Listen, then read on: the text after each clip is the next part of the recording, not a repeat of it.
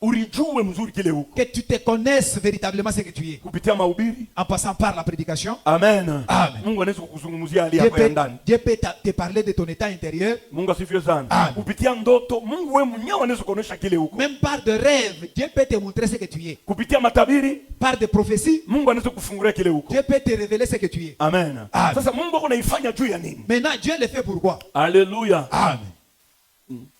Banduku. Mes frères, unaona kama Mungu anasema na wewe musiri muwe moya, Mungu akusaidie tubu. Dieu, si Dieu parle avec toi en secret, il parle avec toi en secret. En tout cas, reconnais ce que tu es et répands-toi. Amen. Amen. Acha kutubu ni kusema kuacha. Se repentir veut dire abandonner. Leo tukuna bantu wanakuwa mkanisa memusiri ashakupomona mamimba eko naendelea paka na leo achache. Aujourd'hui, nous avons des gens qui viennent à l'église mais en secret. Elle a déjà avorté autant de grossesses. Amen. Amen. Acha. Laisse. Kutubu haina kusema Mungu nyurumie. Ile ni kukiri. C'est repentir, ce n'est pas dire oh Dieu pardonne-moi, Dieu pardonne-moi. Ça c'est la confession. Alléluia. Il y a une différence entre confesser et se repentir. Kukuachanisho kukiri na kutubu. Amen. Se repentir c'est abandonner les mauvaises chemins, les mauvaises voies. Kutubu ni kuacha manjia yote mubaya, kuacha mazambi yote. Kuacha bila urikiri bile. En tout cas, abandonner tout ce que tu as confessé. Amen. Kama unamwambia Mungu unyuru ama mimi nakiri busharati bwangu, acha manjia busharati. Si tu as dit à Dieu, je confesse ma prostitution. Laisse maintenant cette voie-là de prostitution. Tembelea maisha utakaso. Marche maintenant dans la voie de sainteté. Amen. Amen. Mungu asifiwe sana. Amen. Na tulifundisha tunasema kama wache. Et nous avons enseigné en disant, si tu n'abandonnes pas, Mungu anaweza kuweka wazi. Dieu maintenant peut te mettre à découvert. Un jour on va t'attraper. Mais je te dis, laisse, un jour on t'attrapera. C'est ma mère. Vous voyez, ça ne sera pas. Un jour, on t'attrapera en train de voler le maïs d'autrui. Un jour, on t'attrapera dans la maison d'autrui avec la femme d'autrui. Ou bien avec le mari d'autrui. C'est un jour, on va t'attraper, c'est pas moi, dans la maison ou dans les efforts. Un jour, tu chercheras à avorter. En tout cas, tu t'en vas. Je te dis vrai. Alléluia. Amen. Maintenant faisons attention. Et nous avons enseigné disant, si tu n'abandonnes pas, si tu es enfant de Dieu,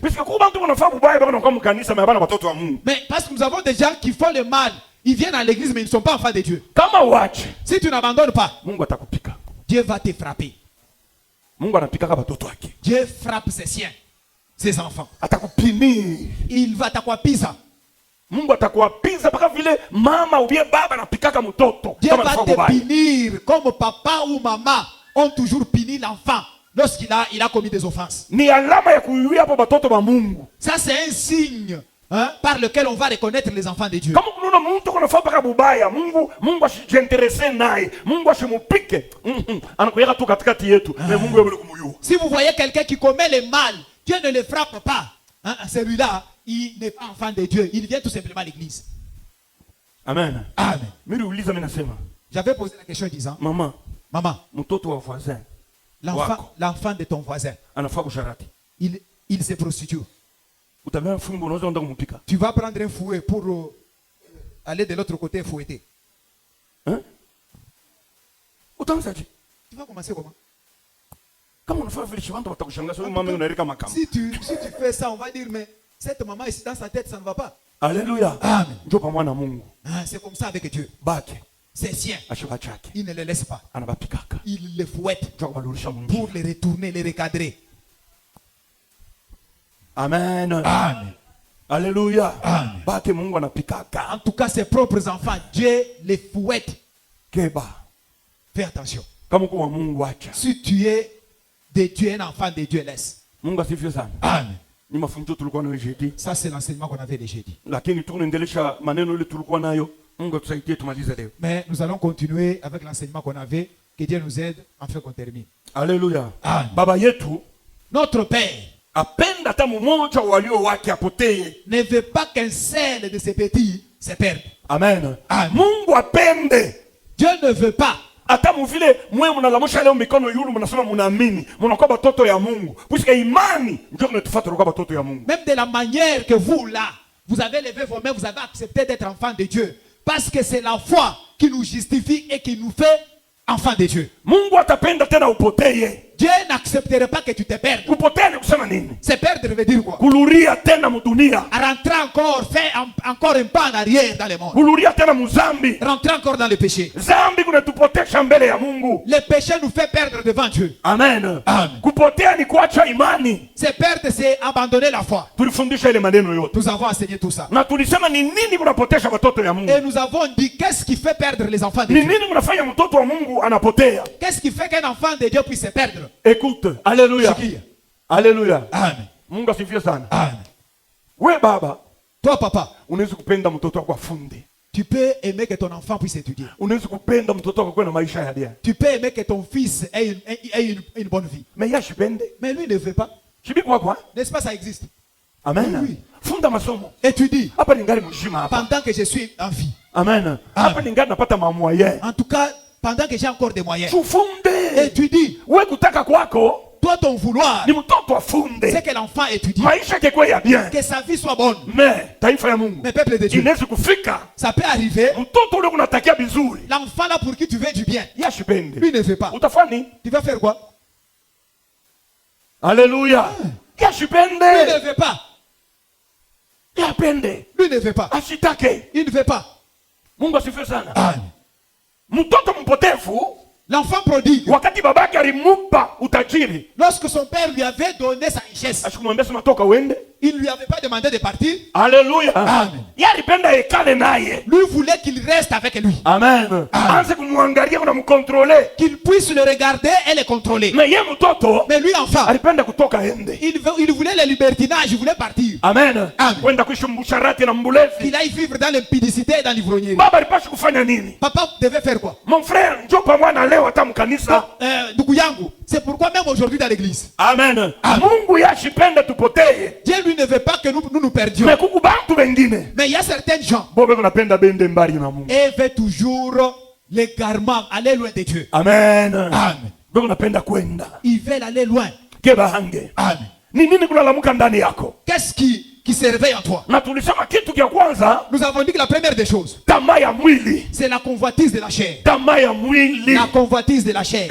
Ikunatupotesha. Ça nous fait perdre. Tulisema hata kama tushakuamini, Nous avons dit, même si nous avons déjà cru, tamaa ya mwili kunatupika mvita kila siku. la convoitise de chair nous combat tous les jours. Tukebehange. Faisons attention. Hata pale huko unajua ni nini lalamukaka ndani mwako. Même là où tu es, tu sais qu'est-ce qui s'élève en toi. Tamaa ya nature. La convoitise des cieux. Sema amen. Amen. Alléluia. Amen. Mwili kunalamuka kila wakati. La chair se réveille à tout moment. Mwili kuna bile inapenda. La chair a ce qu'elle veut. Mais bila mwili inapenda, Mais ce que la chair veut, abina mapenzi ya Mungu. ça ce n'est pas la volonté de Dieu. Kebahange Fais taifa ya Mungu. attention, peuple de Dieu. Tamaa ya nature. La convoitise des cieux, Ikunatupika vita. ça nous combat. Na kitu kia pili tulisema, Et la deuxième des choses, nous avons dit, mbele kitu kia paka mwili bien aimé, paka mwili yako ile paka mwili. Moupendwa, seulement ton corps là, Kebahange. ton corps là, fais attention. Wanzo kuikataria bintu bingine. En tout cas, il faut lui refuser certaines choses. Alléluia. Kwa bule utacha imani. Sinon, tu vas laisser la foi. Utacha imani. Tu vas laisser la foi. Paka mwili yako ile. Ton corps là, Kama kuna biote bile mwili, tamaa ya mwili kuna biote kunafanya. ce que la chair te réclame, Yote. tout ce qu'elle te réclame, tu fais. Kebahange. Fais attention. Na kitu kia pili tulisema, Et la deuxième des choses, nous avons dit, bikwazo. ce sont les obstacles. Alléluia. Amen. Bikwario. Les obstacles. Ou les scandales. Amen. Amen. Bikwazo. Bikwako mudunia umbandu. En tout cas, ça se trouve dans ce monde. Kebahange. Fais attention. Hata munyumba yako mwili. Même dans ta maison là. Kama ukibehange. Si tu ne fais pas attention, Unaweza kwa kitu kia kuangusha. il peut y Muimani. avoir quelque chose qui peut te faire tomber dans la foi. Amen. Amen. Kebahange. Fais attention. Mukartie yenu. Dans ton quartier, Barafiki bale kunabo. les amis que tu as, Banaweza kwa bikwazo ça kuimani peut yako. être des scandales, des obstacles pour ta foi. Amen. Amen. Barafiki. Les amis, Banaweza kwa bikwazo. ça peut être des scandales. Famille yako. Ta famille Inaweza kwa kikwazo kuimani. peut être aussi un scandale. Amen. Amen. Bila tukunaona mudunia. Ce que nous voyons dans le monde, Binaweza kwa bikwazo. ça peut être des scandales. Kebahange. Fais attention. Mungu asifiwe sana. Amen. Alléluia. Amen. Alléluia. Amen. Biblia inasema La Bible dit, c'est impossible bikwazo bipuse. C'est impossible. Haiwezekani vikwazo vishukue yako. Alléluia. Il est impossible qu'il n'arrive pas de scandale. Haiwezekani kushukue vikwazo. Bikwako mudunia. Il y en a dans le monde. Keba hange. Fais attention. Amen. Amen. Mama keba, baba keba. Maman fait attention, papa fait attention. Bandumba ni bikwazo. En tout cas, les buts ici, ce sont des obstacles, des scandales. C'est amen. Amen. Kama ukebe yangu utakuwa lunanguka. Si tu ne fais pas attention, tu vas te heurter et tu vas tomber. Il y a des gens dans ce monde ici, sa vie, ce sont les femmes, sa vie, ce sont les hommes. Fais attention avec des gens comme ça. J'ai entendu un autre dire, ouais, takufuatia bibi yako. Un papa des gens. Hein?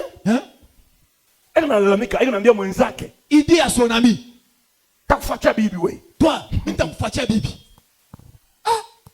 Bababo, un papa. Amen. Amen. Mungu asifiwe sana. Tukebe hange. Fais attention. Nous avons dit que ce monde ici n'est pas à nous. Si toi tu vas abandonner la foi, tu vas abandonner la foi. Mungu asifiwe sana. Amen. Tu vas abandonner la foi. Les femmes ici qui s'habillent mal, les ventres dehors, les seins dehors. Bien aimé. Toi tu crois qu'ils s'habillent comme ça? Fais attention. Il faut beaucoup tirer attention. Sinon tu vas abandonner la foi. Mungu asifiwe sana. Amen. Mungu asifiwe sana. Amen. Dans le monde, il y a des scandales. Même ton téléphone là peut être un scandale. Ça peut te faire tomber. C'est amen. Amen. Seulement ton téléphone là. Le téléphone que tu chéris là. Ça peut t'enseigner l'impudicité. Amen. Faisons attention. C'est comment manipuler ton téléphone. Tu dois savoir les manipuler. Hein? C'est choisir ce que tu dois voir. Sinon tu vas abandonner la foi. Bien aimé, nous sommes dans un combat. Satan ne dort pas, il nous combat jour et nuit. Amen. Comment il va encore te revenir chez lui? Comment il va te retourner encore dans les péchés? Amen. Pendant que toi tu t'endors, le combat n'est pas encore terminé. Nous ne sommes pas encore arrivés au ciel. La vie éternelle, nous l'avons. Le salut, nous l'avons. Mais si nous ne persévérons pas jusqu'à la fin, nous n'entrerons pas au ciel. Amen. Amen. Que Dieu nous aide avec vous. Alléluia. Amen. Alors, pour vaincre tout ça, je voulais ajouter ces deux choses et on va donner autre chose. Dans les scandales là, ce n'est pas seulement la convoitise de la chair et les scandales et les faux enseignements. Les faux enseignements qui demeurent, qui prennent de l'ampleur, ça peut te faire quitter dans la foi. Amen. Les faux enseignements. Écoute, le sauveur, il est l'unique. Son nom, c'est Jésus-Christ. Et ça s'arrête là.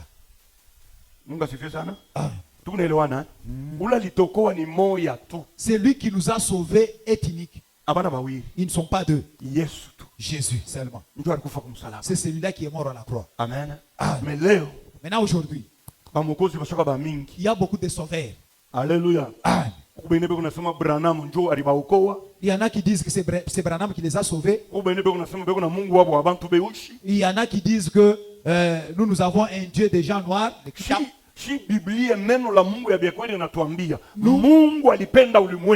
Nous, les véritables chrétiens nous disent Dieu a tant aimé le monde.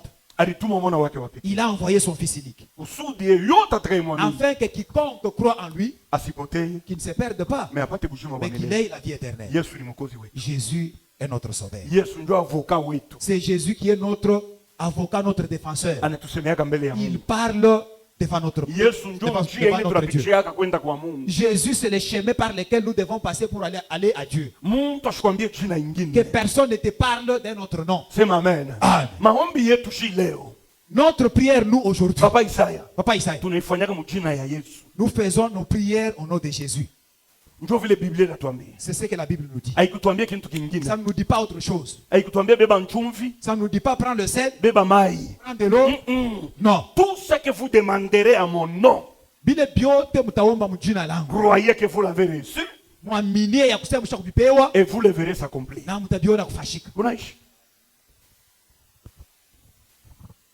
Kanisa amen. Amen. Kanisa amen. Amen. Pamela, lorsque je parle ici, n'est-ce pas vous écoutez? Le nom de Jésus peut tout.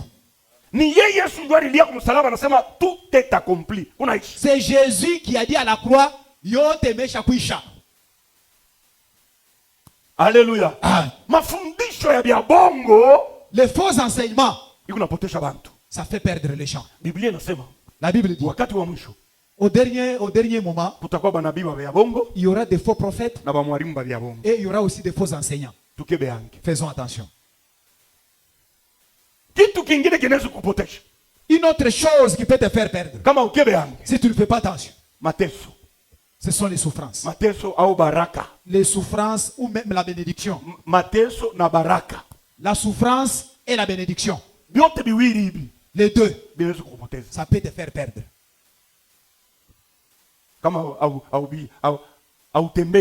Si tu ne marches pas bien, c'est pourquoi l'apôtre Paul a dit, qu'est-ce qui me séparera de l'amour de Dieu? La souffrance. Amen. Amen. C'est la souffrance. Ce sont les difficultés. Amen. Amen. Les anges.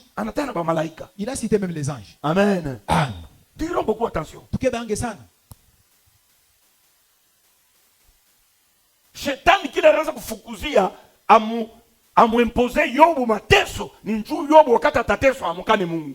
Satan, ce qu'il cherchait en infligeant à Job la souffrance, c'est que lorsque Job va beaucoup souffrir, qu'il puisse renoncer le nom de Dieu. Taifa ya Mungu.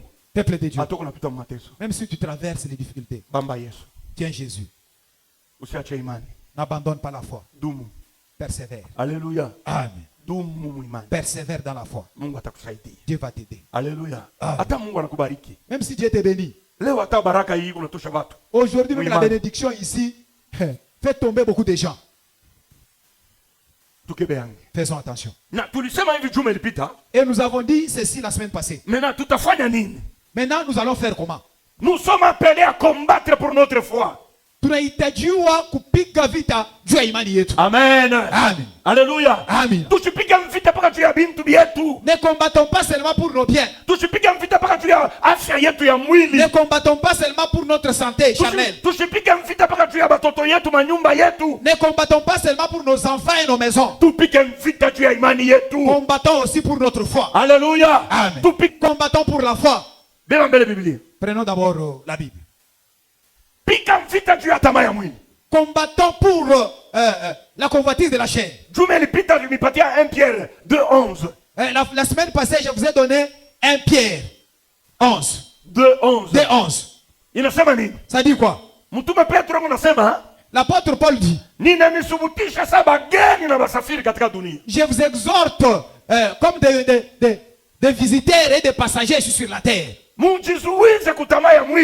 devez vous abstenir de toute convoitise de la chair.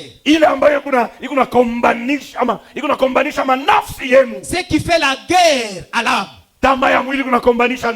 La convoitise de la chair fait la guerre à l'âme. Amen. Amen. Ton âme est liée à la chair. Nafsi yako inambatana na mwili. Est-ce qu'on a vu? Est-ce que tu sais ça? Ton esprit roho yako et ton âme, na nafsi yako, les deux sont liés à la chair. Biku byenye kuambatana na mwili. Amen. Amen. Alléluia. Amen. Kukushukubita chana. il y a un jour que ça va se séparer. Mais pour le moment ni bien ni kuambatana. Mais oui, wakati, ça vit ensemble.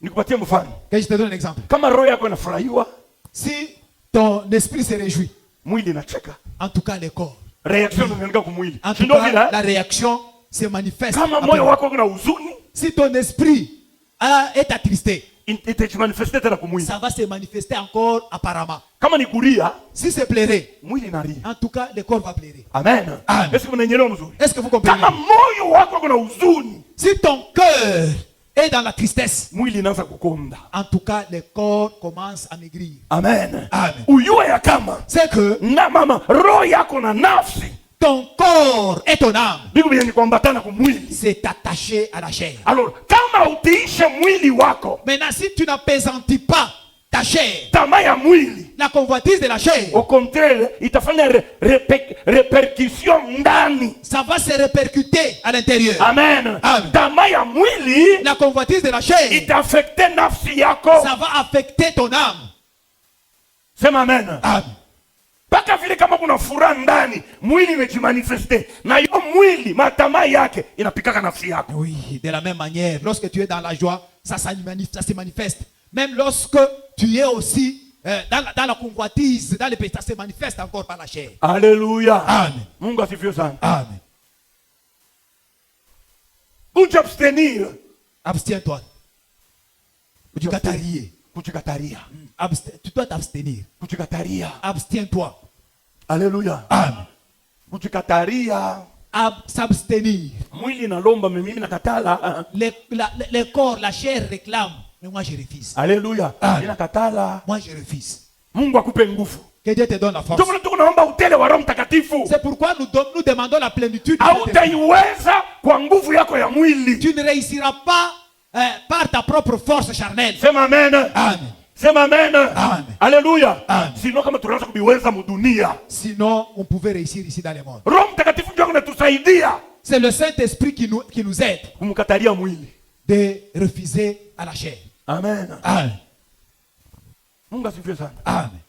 Tamaa ya mwili ile iko nakumbanisha nafsi yako. La convoitise de la chair ici combat ton âme. Mungu asifiwe sana. Amen. Tunapaswa kupiga vita Nous devons combattre juu ya imani yetu. pour notre foi. Mon frère, beba mbele Jude. Jude 1, 3 à 4. Vous prenez Jude 1, 3 à 4. Jude 1, 3 à 4. Yuda, Mswahili wanaandika Yuda. Yuda. Jude sura ya kwanza mstari ya 3 mpaka ya 4.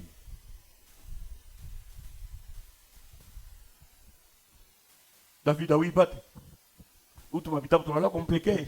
Hapana kule huko David. Là la fin là-bas. Ça va, on lit ici. Lis mon frère. Jude 1, 4. Il s'est glissé par 1, 3, 4. 1, 3, 4. Jude, serviteur de Jésus-Christ, et frère de Jacques. Mimi naona na bengine bebo kana tafutunga mbele mon Il y frère. en a qui continuent à chercher. Angalia kule eme kunenda.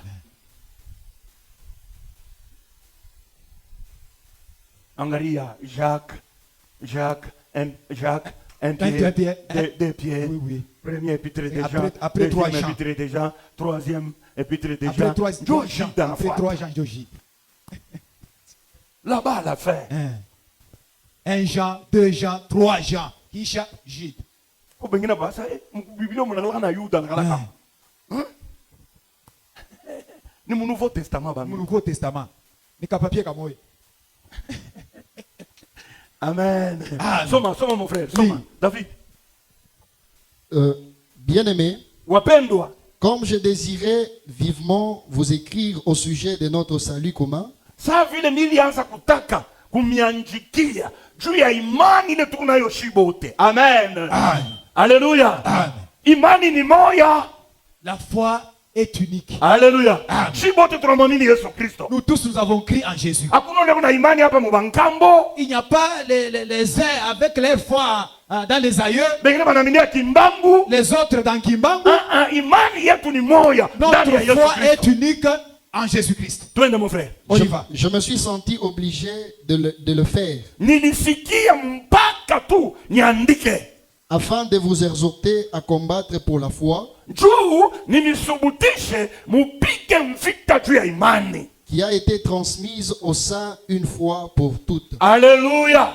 Ile imani ilitupewa shiba takatifu mara moja kunaisha. Amen. Mungu asifiwe sana. Ikana mbele mon frère. Mets-toi d'abord. Mungu asifiwe sana. Nous devons combattre pour notre foi. Yafadhali tupike vita juu ya imani yetu. Ile imani ilitupewa shiba takatifu mara moja tu. Une fois qu'il nous a été, nous qui sommes saints, une seule fois pour tout. Tunafadhali kupika vita juu imani situpoteye. Nous devons combattre pour que la foi ne se perde pas, Tusianguke. que nous ne tombions pas. Mungu asifiwe sana. Kama wanasema kupika vita, Si on dit combattre, ni kusema kuku bintu biko nakombanisha imani yako. c'est qu'il y a des choses qui combattent ta foi. Juu anguke, Pour que tu tombes, juu yache. pour que tu l'abandonnes, Amen. Amen. Uipoteze. pour que tu perdes. Biblia tamo ina employer terme faire naufrage. Naufrage par rapport à la foi. Alléluia. Kufanya kuanguka. Kuanguka, naufrage. Naufrage huko mumai. Bato unaenda pa mai. Amen. Amen. Ilianza safari bien. En tout Ndio vile. cas, les bateaux qui commencent son voyage très bien. Amen. Amen. Pa mai. Sur les eaux. Inaanza kwenda. Ça s'en va. Kule kunaenda. Là où ça va, Unaweza kushtuka tamo inageuka. vous pouvez voir lors d'une tempête, Kuna kwa mpepo. lors d'une tempête ou un vent, ça commence à balancer, wow. Alléluia. Amen. Bien ndani mule ya mai, Mungu kama ni kiboko, kama ni nini inaangusha bato. Ou bien dans les eaux là-bas, il y a peut-être un hippopotame ou il y a un crocodile à lait. Ça renverse. Mungu asifiwe sana. Amen. Kumbe imani yetu kumwatari. Alors notre foi, dans notre foi, il y a des dangers. Safari ya imani kusa bato pa mai. En tout cas, le chemin de la foi, c'est comme un bateau sur les eaux. Kama ukebe hange, Si tu ne fais pas attention, tu vas faire naufrage. utanguka, utapinduka. Amen. Amen. Tu vas faire naufrage. Utapinduka. Mungu asifiwe sana. Amen. Kama bato inapinduka, na bato, na bantu, Si le bateau se renverse, et les bateaux, et les gens qui sont à l'intérieur, bote banaingia. en tout cas tout le monde dans les eaux. Mungu asifiwe sana. Amen. Alors tukebe hange. Maintenant faisons attention. Tupike vita. Combattons. Tushaze kuangalia kwa vitu vya Ne mwili. regardons pas seulement aux choses charnelles. Tupike vita juu ya imani yetu. Combattons pour notre foi. Yesu wakati atarudia, Jésus, lorsqu'il va revenir, atakukuta na imani, te trouveras-tu avec la foi? utafika kumwisho. Est-ce qu'arriveras-tu à la fin? Biblia inasema heri mwisho kuliko mwanzo. La Bible dit, mieux vaut la fin d'une chose que son commencement. Ulianza imani bien, Tu as bien commencé ta foi. mais hapo shakulekea. Maintenant, là, tu es fatigué. Amen. Amen. Unachoka. Tu es fatigué. Dunia inaanza kuvuta. Le monde commence à t'attirer. Tamaa ya dunia inaanza kuvuta. La convoitise du monde commence à Tamaa t'attirer. ya mwili inaanza kuvuta. La convoitise de la chair commence à t'attirer. Vikwazo vinaanza Le kuvuta. scandale commence à t'attirer. Keba hange. Fais attention. Haleluya. Amen. Keba hange. Fais attention. Mungu asifiwe sana. Amen. Dunia inaanza kukokota. Le monde commence à t'attirer. Tukebe hange hata mkanisa. Faisons attention même dans l'église. Verset 4 inasema nini? Le Soma verset mpe. 4 dit quoi? Inasema Car kwa maana il s'est glissé parmi vous certains hommes il s'est glissé parmi vous certains hommes. Katikati yenu munesha s'est glissé veut dire quoi? Alléluia. Alléluia. Amen. Unaona nyoka vile inaingiaka? Vous connaissez comment les serpents entrent? Ataprofite kantundu kamoya hautaiwa vile ataingia munyumba. Il va Amen. profiter un tour, pas comment il est entré. Ndio ile Biblia inasema s'est glissé. Anjo, c'est ce que la Bible dit. Kuingia. Kuingia mubufucho. Ficho.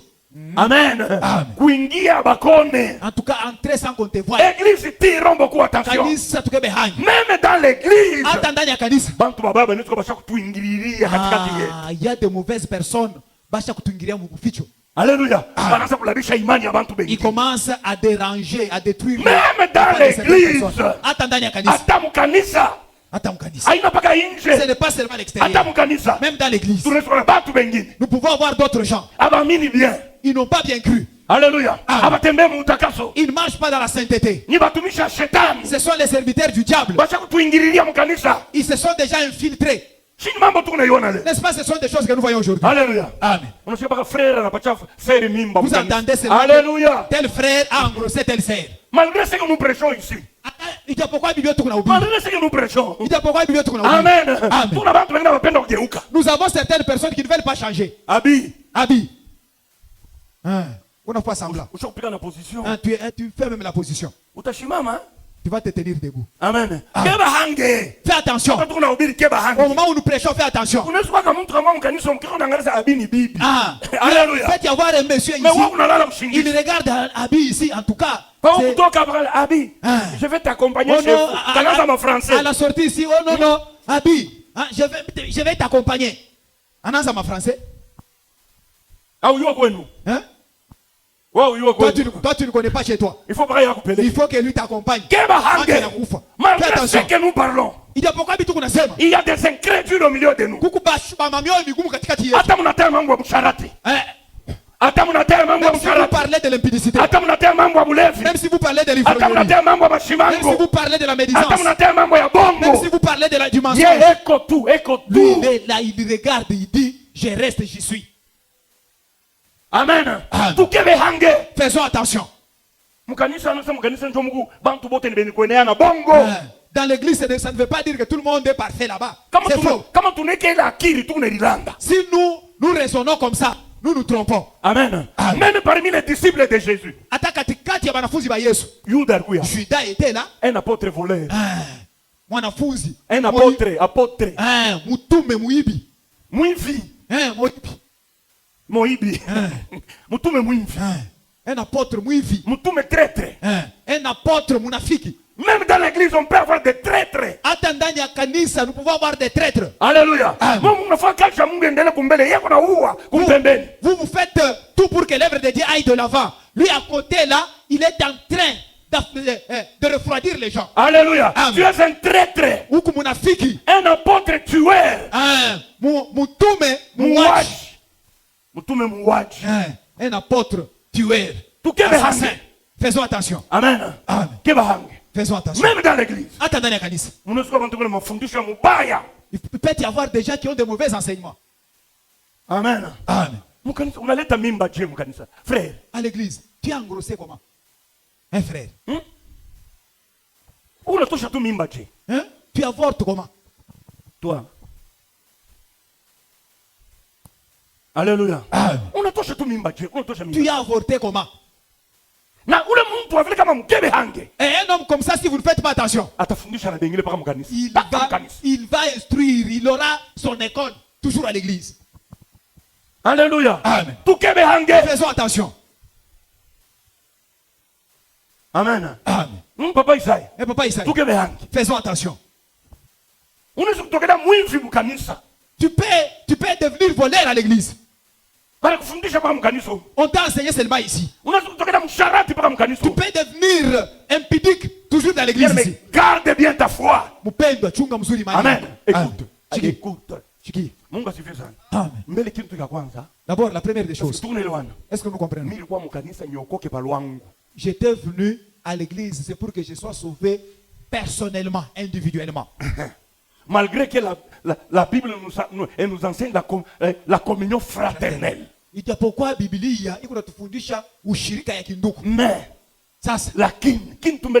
la première des choses, Maman José, Maman José, lorsque vous êtes venu ici à l'église, c'est pour votre salut. Vous, d'abord vous. Si l'autre là, elle commence à jouer avec sa foi, n'accepte pas.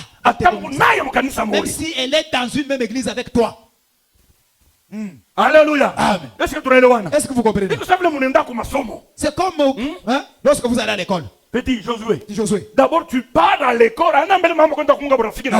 Lorsque tu vas à l'école, ce n'est pas d'abord pour aller tisser des amitiés avec les gens. Amen. Amen. N'est-ce pas ça? N'est-ce pas? On ne va pas à l'école pour aller créer des amitiés avec des gens. Amen. Amen. On m'a envoyé à l'école, c'est pour que j'aille étudier. Et toi aussi, lorsque tu es venu dans cette église, ce n'est pas venir tisser des amitiés avec des gens. Amen. Alléluia. Là, c'est d'abord ce qui est prioritaire. Maintenant, si je regarde, en tout cas, la sœur Foura ici, elle peut m'aider dans ma foi. En tout cas, je me colle à elle. Mais si je regarde qu'elle a une autre vie, on reste là-bas, Yambo, ça s'arrête là-bas. On ne joue pas avec la foi. Sikukuya kumbele kunga burafiki na bantu. Je ne suis pas venu ici pour tisser des amitiés avec des gens. Sikukuya mbele mkanisa kunga burafiki na bantu. Je ne suis pas venu ici tisser des amitiés avec des gens. Sema amen. Amen. Sasa mwali mukipande kia pili. Maintenant, deuxièmement, Joshua anayua mathématique. Josué connaît la maths. Mimi si yu. Moi, je ne connais pas. Oui. Taungana naye. En tout cas, je vais me coller à Josué Anisaidie. pour qu'il m'aide. Amen. Amen. Mimi naangalia. Je regarde. Tantine shokomea muimani. Tantine a déjà grandi dans la foi. Mimi naingia leo mkanisa. Moi, j'entre aujourd'hui dans l'église. Anaweza kunisaidia. Il peut m'aider. Anajua neno la Mungu. Elle connaît la parole de Dieu. Ninamwona kuna boka bwa Je la Mungu. vois, elle a la crainte de Dieu. Taungana Je vais naye. me coller à elle Na mimi anisaidie. pour qu'elle m'aide aussi. Nione na mimi maendeleo. Pour que je voie aussi le progrès. Mbele wakati mimi nakuwa mkanisa. D'abord, lorsque je suis venu à l'église, Rafiki yangu mon ami, ni Yesu Kristo. c'est d'abord Jésus. Ndio wangu wa kwanza. C'est mon premier ami. Kisha ule mitona na yeko na neema ya Mungu. Après celui-là que je verrai aussi qu'il a la grâce de Dieu. Atanisaidia msafari ya imani. Il va m'aider dans la voie du salut. Eko na mashauri ya bien. Il a de bons conseils. Nitaungana naye. Celui-là devient aussi mon ami. Nitaungana naye. Je vais me coller à lui. Kuku mtu ananishika mzuri. Oui. Amen. Amen. Kuku mtu ananishika. Oui. Même dans l'église. Hata ndani ya kanisa. Mnaweza kwa balozi En mkanisa. tout cas, peut y avoir des sorciers. Ba mingi tena. Amen. Amen. Alléluia. Amen. Faut beaucoup dire attention. Qui est à côté de toi? Ni nani yako pembeni yako? Est-ce qu'on a muyua? Est-ce que tu les connais? Biblia inatuambia La Bible nous dit. nous sommes déjà infiltrés. Basha kutuingiriria. Mubuficho. Nous sommes infiltrés. Basha kutuingiriria mubuficho. Nous sommes infiltrés. Basha kutuingiriria mubuficho. Maliza mon frère.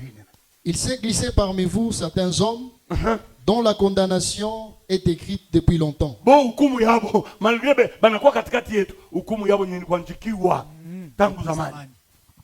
Des impies Bantu bachafu qui changent la grâce de notre Dieu en dissolution. bo banaanza kubadilisha neema ya Mungu. Sasa vile neema ya Mungu iko kwako, tuishi vile tunapenda. Hata tunaishi mbuchafu, hata tunaishi mbusharati. Ile mafundisho sio kwako. N'est-ce pas les enseignements comme ça? Alléluia. Oh non, nous serons tous sauvés par la grâce.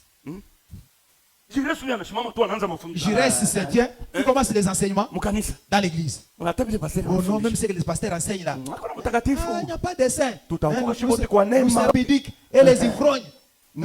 La grâce de Dieu est là. Neema ya Mungu haitufundisha kuishi mdhambi. La grâce de Dieu ne nous enseigne pas à rester dans le péché. Mais neema ya Mungu Mais la grâce de Dieu kutuokoa kutoka mdhambi. est venue nous sauver du péché.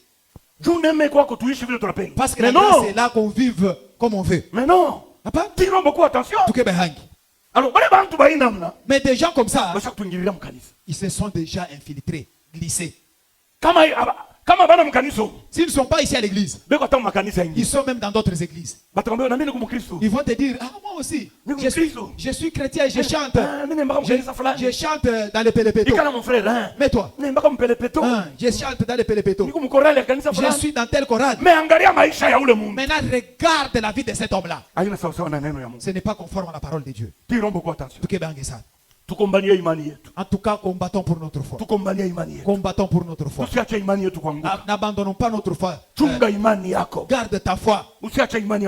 N'abandonne, ne laisse pas tomber ta foi. Satan est en train de nous frapper à tout moment. Je t'avais dit ceci. Tu peux perdre l'argent. En tout cas, ça ne fera rien à Satan. Maintenant,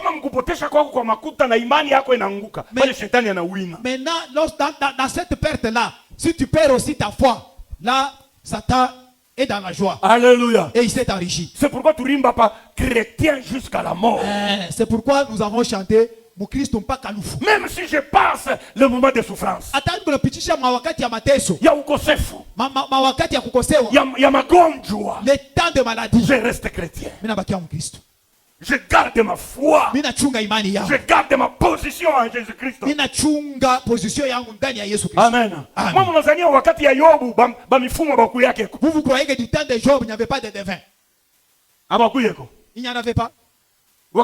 Bien aimé, écoute, raisonnons.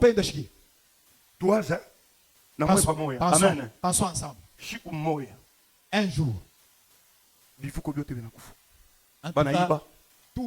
tout le bétail, cadavre. Amen. Amen. Le feu est descendu du ciel, ça a tout calciné. En un seul jour. Amen. Amen. Tous les enfants, cadavres. Botte. Tout. Amen. Amen. tu te retrouves seul. Tutasema nini? Nous allons dire quoi? Mu Afrique. Tutasema nini? En Afrique, on va dire quoi? Buloshi. Un mauvais sort. Barapita mashiko. Quelques jours après, Na santé yako. même ta santé. Bupele kuna kutoka kwanza kichwa pako En miguu. tout cas, la gale des oncles jusqu'à la tête. Utasema nini? Tu vas dire quoi? Hein? Bana, bari mungara na rinto libaya.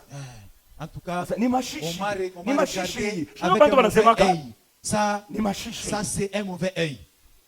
Tomate alifunyanga mabaya. Ça c'est la tomate. Alléluia. Amen. Sasa bashauri Maintenant les conseillers, il dit non, non. tutembee. En tout cas, marchons. Inakosa utembea. Hein, c'est comme si tu n'as pas, c'est comme si tu es, hein, tu es boiteux de naissance. Kama unaangalia unakala pake hivi. En tout cas, regarde bien, tu es toujours assis. Utakufa. Tu vas mourir. Bien-aimé, mieux vaut mourir en Jésus-Christ. Alléluia. En tout cas, Hata kama shetani anagusa maungu yangu, na ashiguse imani. ni ya lazima kufa ndani ya Yesu. Hata kama shetani, même si Satan peut maîtriser le corps, mais qu'il ne maîtrise pas mon âme. Alléluia. Amen. Angalia bien. Regarde très bien. Kuku mama mwa kwa muyutu kwa En nonaka. tout cas, il y a une femme chez Mouyoutou là-bas. Dès qu'on arrive, Amen. on va tout voir la provenance de tout ça. Twende. Allons. Bien-aimé, tirons beaucoup attention. Upendo tukebange Dans ce sana. monde que nous vivons, tout peut arriver. Mwi dunia tukunaisha vyote vitezi kufika. Kibahangi. Fais attention. Ushache njia ya Mungu. En tout cas, ne laisse pas. Batoto bote wanakufa. Tous les enfants morts. Il faut tukatafute kule lufulu unatoka. Oh non, allons chercher la provenance de cette mort. Si ndio vile tunasemaka. N'est-ce pas ce qu'on a toujours dit? Bien-aimé, tukebeange. Mon père, nous faisons attention. Kwa vile utacha imani. Sinon, tu vas abandonner la foi. Kwa vile utacha imani. Sinon, tu vas abandonner la foi. Amen. Mais Yobu Mais Job, alibakia mwaminifu kwa Mungu wake. il est resté fidèle à son Dieu. Ashikutenke. Il n'a pas bougé. Sois ferme dans la foi. En tout cas, bakia mkamilifu. Il ne suffit pas seulement d'avoir la foi. Alléluia. Haitoshe ndio kwa paka na imani. Mais il faut rester ferme dans la foi. Yafadhali kubakia sana mwenye kushikamana Mwenye kushikamana muimani. Alléluia. Rester ferme. Alléluia. Amen. Haitoshe kuya tu paka na imani. Ça ne suffit pas d'avoir la foi. Mais il faut être ferme Mais dans la yafadhali foi. kubakia mwenye kushikamana. Malgré les tempêtes. Ijapokuwa mazoruba, Alléluia. Amen. Shitatenka. je ne bougerai pas. Que Dieu affermit ta foi. Mungu akamilishe Mungu imani yako. akamilishe imani yako. Que Dieu affermisse sa Mungu foi. akamilishe imani Que Dieu yako. affermisse sa foi. Alléluia. Ta foi. Mungu akamilishe imani Que Dieu yako. affermisse ta foi. Mungu akamilishe imani Que Dieu yako. affermisse ta foi. Mukino ya bantu lo Mungu kabaloshi. En tout cas, dans les bouches des gens, c'est toujours un sorcier. Un sorcier. Cette maladie. Huku potesha huku. En tout cas, le fait de perdre ici, Ni baloshi. ce sont les sorciers. Tafuta na wewe namna kurikinga. Cherche aussi pour la Yamba yangu. protection de ma vie. Yesu ni Jésus ukingo est la yote protection de ma yangu. famille. Yesu ni Jésus est la ukingo protection wa de tout ce qui afya est en moi. yangu. Shitatenka Et la muimani. protection de ma santé. Je Shitatenka. n'abandonnerai pas ma Shitatenka foi. muimani. Je ne bougerai pas dans la foi. Shitatenka. Je ne peux pas bouger. Shitatenka muimani. Je ne saurais pas bouger. Shitatenka. Je ne bouge pas. Nabakia kwa Yesu. Je reste à Jésus. Nabakia kwa Yesu. Je reste chez Jésus. Malgré hii malari. Malgré cette maladie. Kama ni ya kunibebe nibebe. Si c'est une maladie qui cherche à me prendre, que ça me prenne. Amen. Amen. Njia yangu imebakia wazi. Que ma voix reste. Oh, alléluia. Amen. Il y a encore la vie après la mort. Mungu tena maisha kisha kufa. Une bonne vie. Maisha mzuri. Papa Séraphin. Une Papa bonne Séraphin. vie après la Papa mort. Séraphin. Maisha mzuri kisha kufa. Hii mwili inaweza kuteswa. En tout cas, ce corps ici peut souffrir. Mais nafsi yangu Mais mon âme inaokoka. est sauvée. Alléluia. Amen. Mungu asifiwe sana. Amen. Il y a une bonne vie. Kuku maisha Il y a mzuri. une bonne vie. Kuku maisha mzuri. Parfois, Wakati ingine, kama una na imani ya kukomea, si tu n'as pas une foi mature, utaanza kupenda kupreserve mwili. tu chercheras à préserver, à combattre pour la chair. Amen. Amen. Preserve kuchunga Préserver mwili. kuchunga. Amen. Amen. Mais unatoa imani. Mais tu sacrifies la foi. Alléluia. Amen. Unatoa imani. Tu sacrifies la Mais foi. uyue vile, Mais c'est ça. tu ne vivras pas éternellement. Hautaishi milele. Tu ne vivras pas éternellement. Hautaishi milele. Amen. Amen. Hii maisha ya dunia unapenda kupreserve. Cette vie-là que tu cherches à kuchunga, Siku moja utakufa. un jour tu vas Et mourir. maintenant ton âme Sasa ni nafsi yako. ira où? Ton âme ira Biblia où? inasema Wapi? nini? Ni lazima kani mtu La kupata Bible dunia dit, mzima. à quoi sert à un homme de préserver ta vie, sa vie, Amen. Lakini nafsi de yake gagner ce monde et perdre enfin sa vie ou son Alléluia. âme? Ndio wale ba mitume, C'est ce que les apôtres ont dit. ba Kristo ba zamani. Les chrétiens d'antan, Balikuwa na imani ya kweli. ils avaient une véritable foi. Et ils acceptaient même de mourir. Bo bariko ndechika bakufata kufa. Pour leur foi. Njuu ya imani yako. Amen. Amen. Etienne banampika maibwe. Étienne on le flagellé. Alléluia. Amen. Et qu'on a ria. Il plairait. Mungu asifiwe sana. Amen. Anasema nini? Il dit quoi? Mimi naona mbingu inafunguka. En tout cas, j'ai vu les ciels s'ouvrir. Amen. Mwana wa Mungu mwenye kuikala kwa mkono ya kuume. En tout cas, Amen. le Fils de Dieu assis à la droite du Père. Na anasema nini? Et il a dit quoi? Seigneur, Bwana, reçois mon âme. en tout cas, pokea nafsi yangu. Amen. Amen. Alléluia. Amen. Reste ferme David. Reste ferme. Mkamilifu, bakia mwenye kushikamana. Bakristo leo kuna tenka muimani bakristo. Aujourd'hui, les chrétiens sont en Alléluia. train de Pepo iko na babeba. le vent les emporte. Parce que muna maboka ya kufwa. Parce que vous avez peur de mourir. Mkristo parce que écoute, alléluia. Chiki. Alléluia. Biblia inasema ni tushongopa leo kuna ua mwili. La Bible dit, ne craignons pas ceux qui tuent la chair. Amen. Amen. Leo kuna ua ni mwili. C'est ceux qui tuent la chair. Mais bana na uwezo kutupa nafsi Ceux mgehena. qui tuent la chair, ils n'ont pas le pouvoir de jeter l'âme dans la chair. Mais tuongope, Mais craignons ule anaweza kuwa mwili celui-là qui peut tuer la na chair anabeba na nafsi et yako. prendre même ton âme, Anaitupa mgehena. les jeter dans la chair. Tu crains quoi? Unaogopa nini? Mungu asifiwe sana. Amen. Bien, imani yako ikamilike. Que ta foi soit affermie. Mwili Un jour, ça finira, même si tu fais 150 ans, ça va mourir. préserve ta foi. Chunga imani yako. Sois ferme dans la foi. Bakia mwenye kushikamana mwema. Imani yetu Notre foi itatupatia uzima wa milele. va nous donner Même la vie après la éternelle. mort, je continuerai à vivre dans la joie Hata éternelle. kufa, mitaendelea na kuishi mfuraha ya milele. Unakombania mpaka vitu vya dunia. Vous combattez seulement pour les choses du monde. Kama upate bwana, uko tayari hata kuacha imani unaenda kusharatika. Jua una na bwana. Tu n'as pas de mari, tu es prête à aller te prostituer. Hein? Tu es prête à aller te prostituer pas parce que tu n'as pas de mari. Amen. Amen. Kama una na makuta uko tayari tu kwenda kusharatika tu, juu upate makuta. Si tu n'as Hata pas- kwenda kubamba lawa. Si tu n'as pas d'argent, tu es prêt à aller te prostituer ou aller toucher même au fétiche pour avoir de l'argent. Amen. Amen. Haleluya. Amen. Mungu asifiwe sana. Amen. Kuku muji mmoja unatuchunga. Il y a une ville, un pays qui nous attend. Biblia inasema La Bible dit. mule Là, tutakuwa na mwili ingine. en tout cas, nous nous vêtirons de notre corps. Amen. Amen. Kisha lufu tutakuwa na mwili ingine. Après la mort, nous nous vêtirons de notre Haleluya. corps. Tutakuwa na mwili On ingine. va se vêtir de notre corps. Tutakuwa na mwili ingine. On va se vêtir de notre corps. Tutangala. Nous allons briller. Haleluya. Amen. Kuangala kule ku naturel. En tout cas, le fait de briller qui est naturel. Amen. Amen. Mungu atatufanya tutangala. Dieu va nous faire briller. Amen. Amen. Tutakuwa na mwili ya utukufu. Nous aurons un corps glorieux. Haleluya. Amen. Aina Ce hii. n'est pas ce corps ici. Biblia inasema Périssable. hiki akitengia kumbingu La Bible hiki. dit ça. Ça c'est périssable. Ça Ni n'entrera kia pas au kuoza. ciel. C'est périssable. Hata unakitengeneza cheni kia Même kuoza. si tu as embelli ça comment avec les carolites, ça va pourrir. Ni kia kuoza. Ça va pourrir. Tena pitisha mafuta kinaanza na kulabika. Hein? D'ailleurs, si tu exagères avec les hydroquinones, ça commence à pourrir. Il y a des taches partout. Unaanza kuoza ungali mzima. Hein? Tu commences à pourrir, tu es encore vivant. Ni kia kuoza hiki. En tout cas, ça pourrit ça. Amen. Amen. Ni kia kufa. Ça va mourir. Mais utakufwa. Wapi? Mieux vaut mourir en Jésus. Tu vas mourir où? Yafadhali kufa ndani ya Yesu. Biblia inasema La Bible dit. kula kuna mateso. Là, il n'y aura pas de souffrance. Hakuna mateso. Il n'y aura pas de souffrance. Imani yetu Notre foi, itatufikisha fashi mwa kula kutakuwa mateso. en tout cas, nous fera arriver à un endroit là où il n'y aura pas la souffrance. Oh, leo kichwa kinenyuma. Oh, aujourd'hui, j'ai le mot de tête. Amenez-moi le paracétamol. Ni banani vichwa vingine vauma leo. Hein? Qui ont des têtes qui leur font mal. Na ima aujourd'hui. bifukutui. Avec la chaleur ici. Qui ont des têtes qui leur font mal. Beo vichwa vingine mama tension. Oh non, Alléluia. la tête ici, la tension. Oh, atulale bien On mama ne nyumba dort imashi. pas bien dans nos maisons. Amen. Amen. Kuku fashi moya. Il y a un endroit, Amutawa kifukutu. en tout cas, il y aura, là où il y a des climatiseurs Alléluia. naturels. Amen. Amen. Yu haita kuyaka Il n'y aura pas de ko. soleil. Biblia inasema mwangaza ya ile fashi. La Bible dit l'éclairage de cet endroit, la Ni lumière, utukufu ya Yesu. c'est la gloire de Jésus. Haleluya. Ah. Dunia hii ni ya mateso, ni ya matatizo. En tout cas, ce monde ici est plein de souffrance, plein de Garde ta calamité. foi. Chunga imani yako. Itakupeleka muifashi ndugu nakwambia. Ça va t'amener là où je t'ai dit. Amutakuwa malari. Il n'y aura pas de maladie. Amen. Amen. En tout cas, il n'y aura pas de mariage là-bas. Alléluia. Amen. Il Il n'y en aura pas. La La Bible dit, nous serons tous comme des anges. Gardons notre foi. Gardons notre foi. Pour Satan ya dunia. En tout cas, Pour Satan ya dunia. manque même les choses du monde. Amen. Amen. Oui, Mungu anabiletaka. Dieu donne ça. Kama tena unabipusa. Si tu manques encore ça, Mungu anayo pourquoi nakuima. Dieu sait pourquoi il t'a privé. Mungu anaweza kukuima. Dieu peut te Tu priver. pries mais ne te donne pas. Ou naomba mashikupi. Juu ya nini? Pourquoi? Anayua danger yeye mwenyewe. Il sait le danger lui-même. Anayua yeye mwenyewe. Il sait. Mungu asifiwe sana. Amen.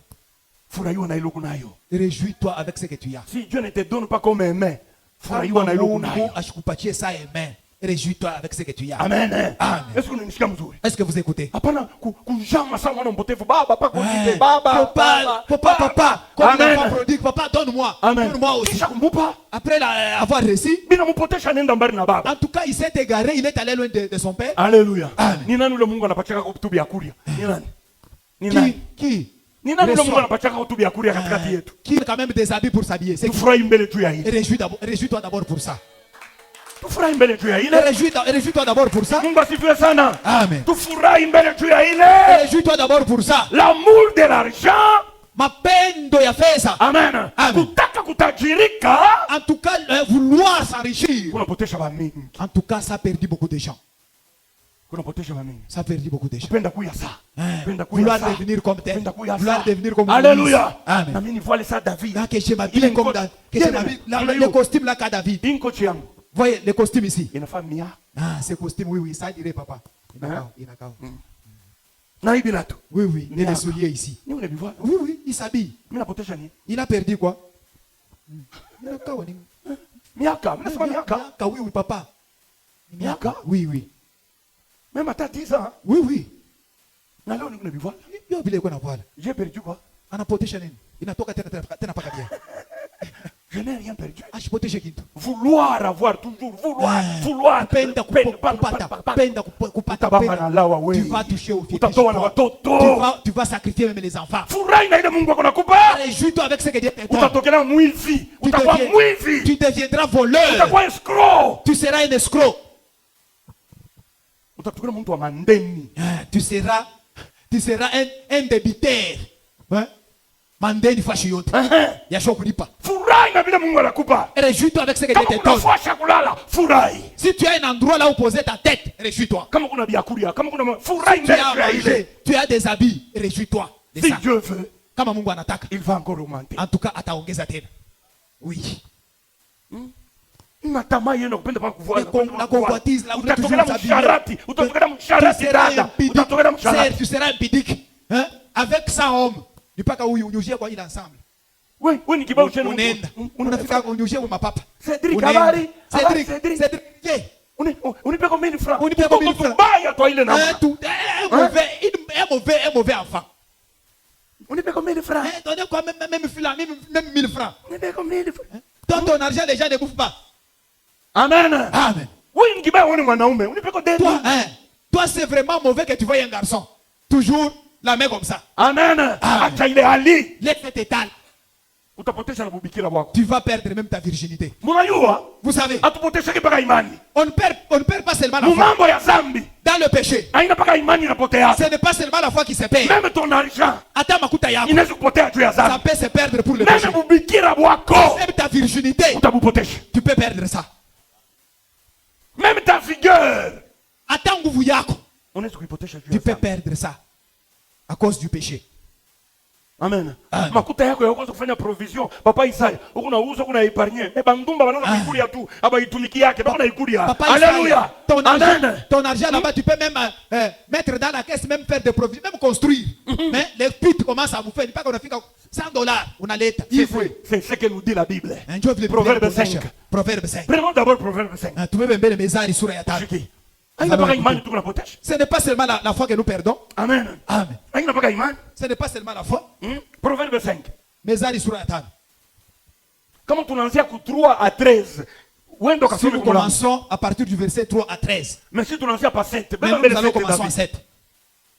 Mezali sur la 5.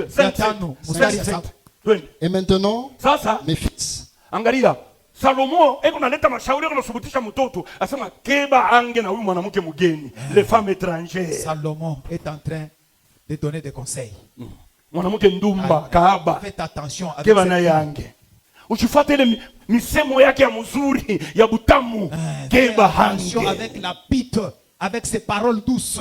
Amen. Amen. Anamwambia sema ushende hata njia ya kwenda kwake. Il dit ne passe même pas par la route, par le chemin ou la route qui mène vers chez elle. Donc veut dire fuis. Nous kusema kimbia. Soma mon frère.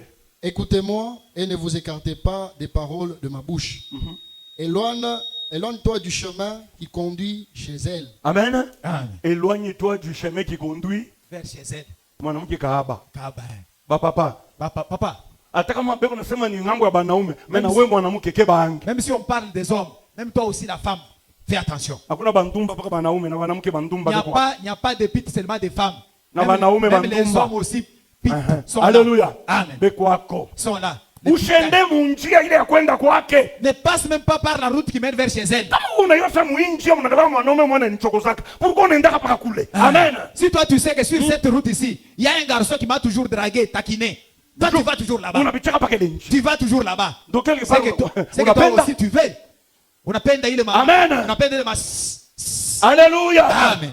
Hapa kana mwanamke mwana ni tekaka. Hein? Il y a une femme quelque part là-bas qui me piège. Hein papa? Hein papa? Unaangalia tu mwanamke papa Isaya. Unaangalia tu mwanamke mmoja papa makuta kuna kule paka wewe moja. Hein? Ndio papa Isaya. Il makuta yako. Ton argent ici tu bouffes seulement seul. Ushaanza kupitia ile nchi. Ne va pas là-bas papa Isaya. Shumo utalekea. Un jour tu vas céder et c'est fini. Unaacha $100 mbele de shuku. Soma mon frère, twende. Et ne t'approche pas de la maison, de la porte de sa maison. Amen. Ushenda hata kumlango ya nyumba yake. Est-ce que Mungu ananishika badala? Est-ce que vous écoutez ça? Utaka kunitembelea yako. Oh non, tu kunitembelea. viendras quand même me rendre visite. Ushauri yule mwanaume ananitafutaka. Alors que tu sais que ce garçon-là m'a toujours cherché. Amen. M'a toujours dragué. Ananyanjikia kama message. Il me fait des messages, je t'aime. Utaka kunitembelea na wewe. Oh non, tu viendras me rendre visite, tu t'en vas. Amen. Amen. Mais, tu ne raisonnes pas? Mkichwa yako hamuna bien. Alléluia. Amen. Tu ne raisonnes pas? Mkichwa yako hamuna bien. Unapenda. Tu veux. Mais unafanya semblant. Mais unafanya semblant. Ushenda hata karibu na mlango yake. Ne va pas même tout près de sa porte. Atakukokota na kuingisha.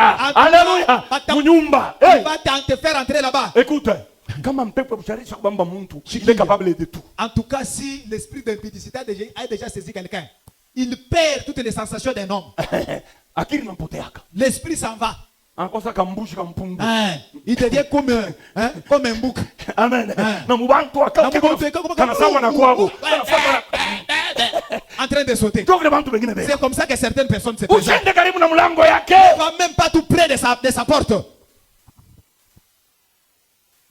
Ah, Biblia iko bien. La Bible est merveilleuse. Sema amen. Amen.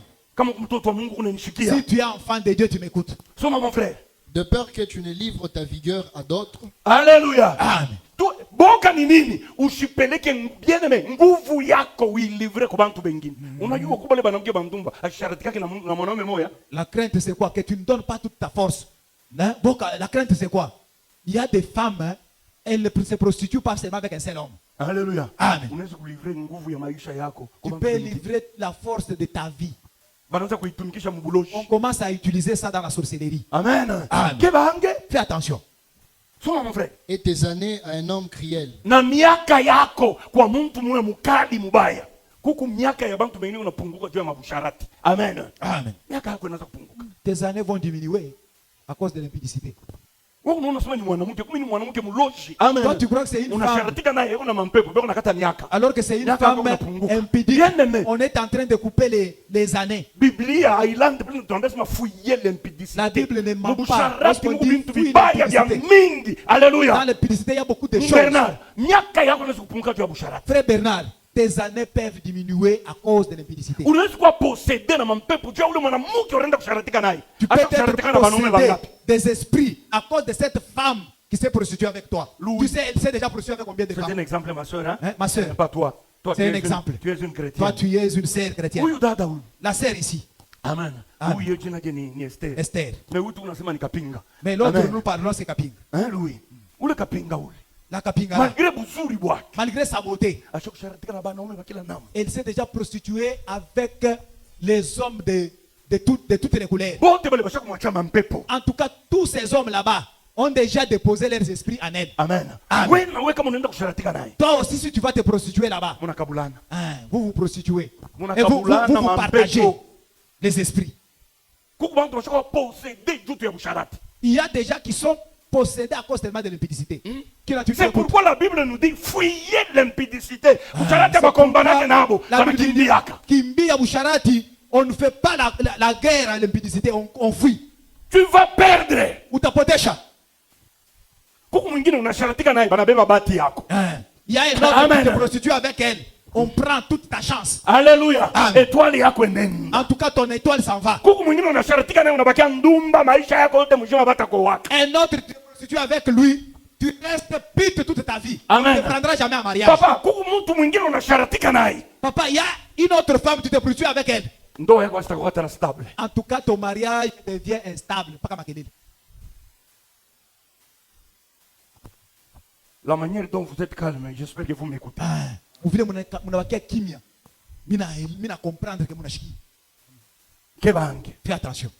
Biblia ituambie fouiller les mensonges. Inasema fouiller l'impudicité. La Bible ne nous dit pas fouillons les mensonges, mais fouillez l'impudicité. Kimbia busharati. Kimbia, fuis l'impudicité. Utabakia femme libre maisha yako yote. Sinon, tu resteras une femme libre toute ta vie. Wamote. Amen. Amen. Babiana munanisikia? Les jeunes, vous écoutez. Babiana munanisikia? Jeunes, est-ce que vous écoutez? Munanisikia? Est-ce que vous écoutez? Mungu akusaidie. Que Dieu vous aide. Ulichunge. Gardez-vous. Amen. Amen. Soma mon frère twende. De peur que les étrangers ne se rassasient de ton bien. Amen. Amen. Juu busharati unafanyaka bageni. Bala bakongaikia hata bintu bila kunavyo. Papa Isaya, ile kenkeleri yako tuliona vile ilianza. Wewe na vile leo kunapanda. Kama ukebe hange, bantu wengine watafurahiwa na vile bintu rangaikia miaka. Papa Isaïe, nous avons vu comment tu as commencé avec ta canqueillerie. Nous voyons comment tu évolues et tu évolues. Mais si tu ne fais pas attention, ce sont les étrangers qui viendront bénéficier. Même tes enfants seront comme ça, à l'écart. Alléluia. Amen. Alléluia. Amen. David ile makuta unatesikia mungochi. David. Kama ukebe hange. L'argent pour lequel tu souffres dans la mine souterraine là, Bantu wengine wataanza kuikuri. ce sont les autres peut-être qui vont bénéficier Juu ya busharati. à cause de l'impudicité. Alléluia. Amen. Unakuta tu ndumba moya batoto kila mtu na babake ashakalako huku kila mtu na baba wengine ashiwe baba ya batoto. Sasa wewe unafika kule njoto ile tutoto unasikia papa David, papa ndio mambombo machokola, papa David. Alléluia. Amen. Papa. Avec des enfants, ça, des bâtards. Toi tu arrives là-bas, papa. Ils viennent là-bas. Mes fils, fiston. Tu deviens fiston. Viens ici. Mon fils, fiston. Viens ici. En tout cas, toi, ile saa kwako kama unanulia là chez toi, tu es un loup vorace chez toi. Alléluia. Amen. Papa mbombo. Papa mbombo. Toi, unaona makuta wapi? Toi, tu joues avec l'argent. Mais tout bandumba. Mais les bâtards, mama yao washiata batoto, baba ya batoto. Leur maman ne connaît même pas leur papa. Quand ils arrivent là-bas, mon fils, toi, il te faut un bon complet.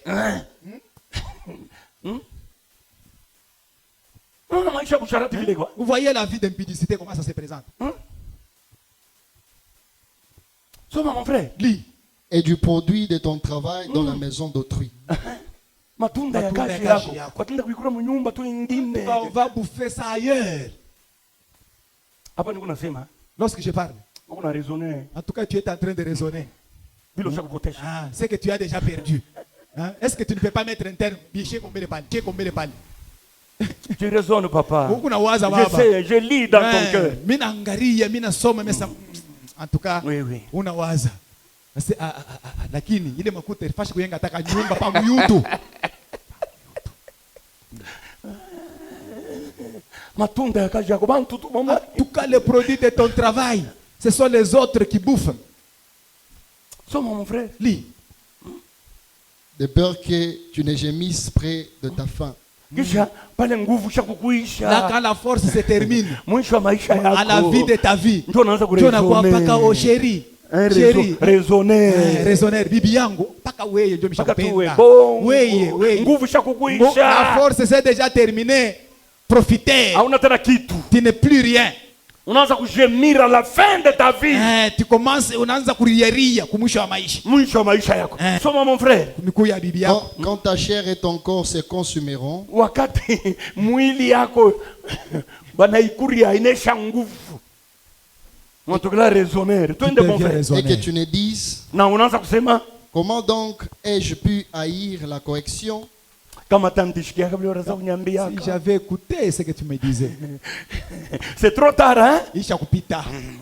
Pale wanaweza kutufundisha mkanisa pale. Quand on nous enseignait à l'église Yo. là, si j'avais écouté, Ndikuwaka kichwa nguvu. j'étais têtu. Unaona mtu kama iko na nguvu kunapata makuta. Hata hivi tuko nafundisha. Yako unaona sana tuko nampitisha wakati. Mais mon frère, attends. Si quelqu'un n'a pas Un l'argent, jour. même lorsque nous prêchons, ils disent ah, qu'est-ce qu'ils disent là-bas? Un Moi, jour. Shikumoya, Utanikumbuka. tu vas te souvenir de moi. Utakumbuka kama mahubiri. Tu vas te souvenir de cette prédication. Njoo nini tulinifanyisha yanza Et en tout cas, si j'avais écouté, kama tanza kushikia. hein, si Ile j'avais- saa uko na sida. pendant que tu as les 4 lettres, Sida. les syndromes, Sida. Haupende watu wayue. tu ne veux pas que les gens sachent. Na mimi nakuinformer. Naanza kukonda paka muro. Alléluia. Amen. Mukini shakulabika. Le corps est déjà détruit. Mukini shakulabika. Le monde est déjà détruit. Mets-toi debout ma soeur. Shiki, maman, ma soeur, Aina wewe. ce n'est pas toi. Na bae kipimo bego na masida. Est-ce qu'on a vu? Ton tuna mencho kwa vile ton. Oui. Na bae kipimo bego na masida. Même les petites filles. Wewe kuna ngara sema nini katoto. Même les petites filles comme ça, elles ont le sida. La petite comme ça. Aka. Akabeba ke daomu. Elle ne prend pas de produits ici. Elle s'est encendue à côté là au là-haut. Pour que vous ne découvriez pas. Elle a les rétrovirés qu'on pas kunia munyumba. Toi tu vois d'ailleurs ça d'ailleurs ça grossit ces produits les antirétrovirés. C'est comme la pompe. Hein? Bana kupompa sasa njoo unakuwa ngalama chafu. Kumbe ni mpepo ile ya ile dawa. Woko paka naangalia ili chafu ili yasikie kuna malari. Ili chafu. Cette joue ici. Fais attention.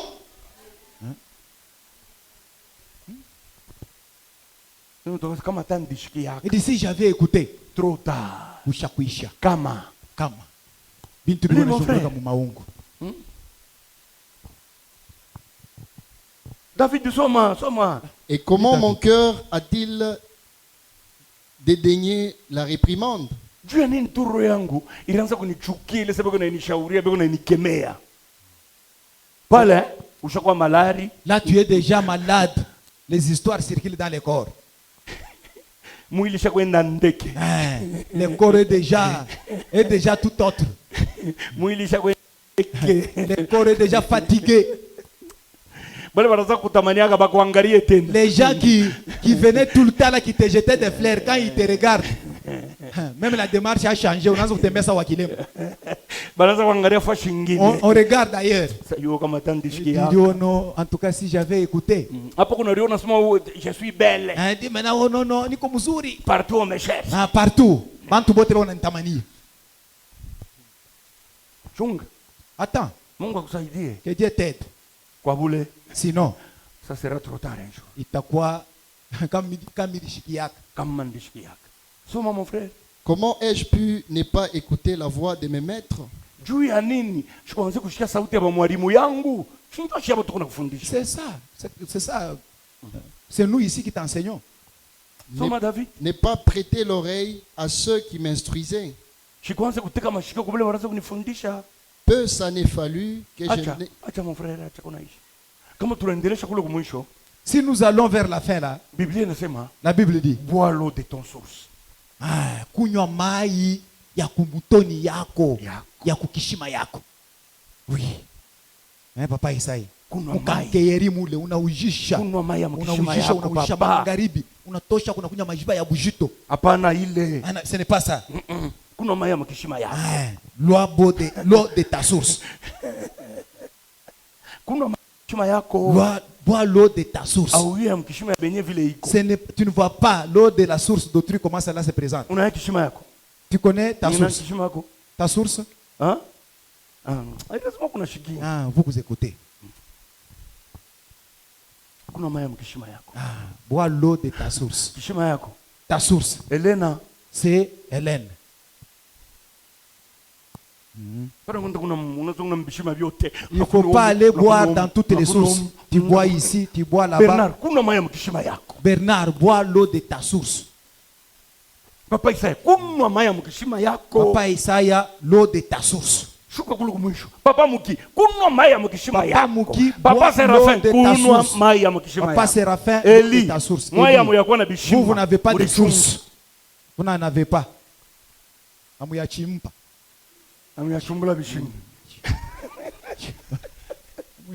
Amen. Amen.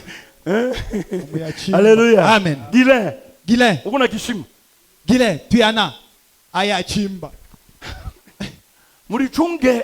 Garde-toi. Chekina.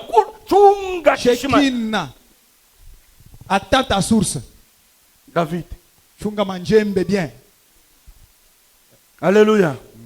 Nous vous préparer bien kuchimba nabi.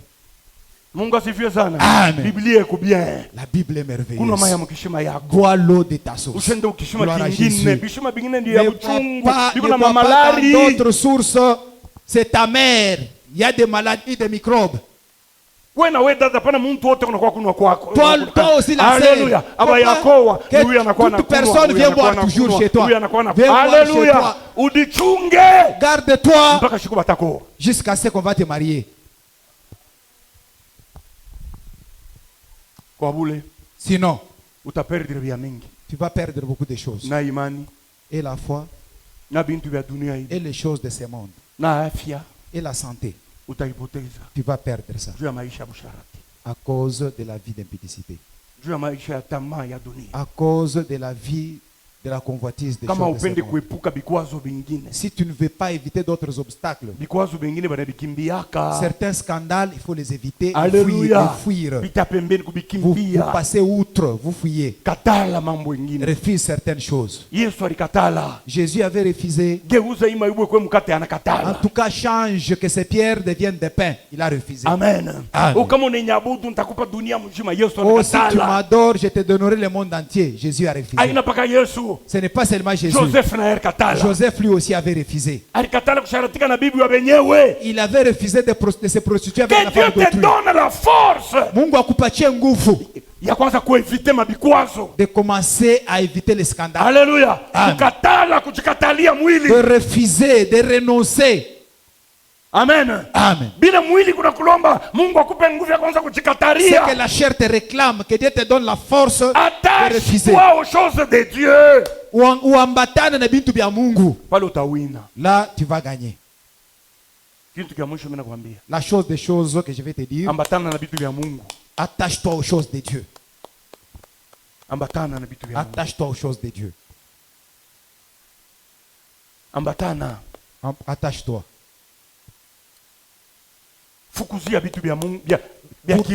Poursuis les choses spirituelles. Amen. Amen.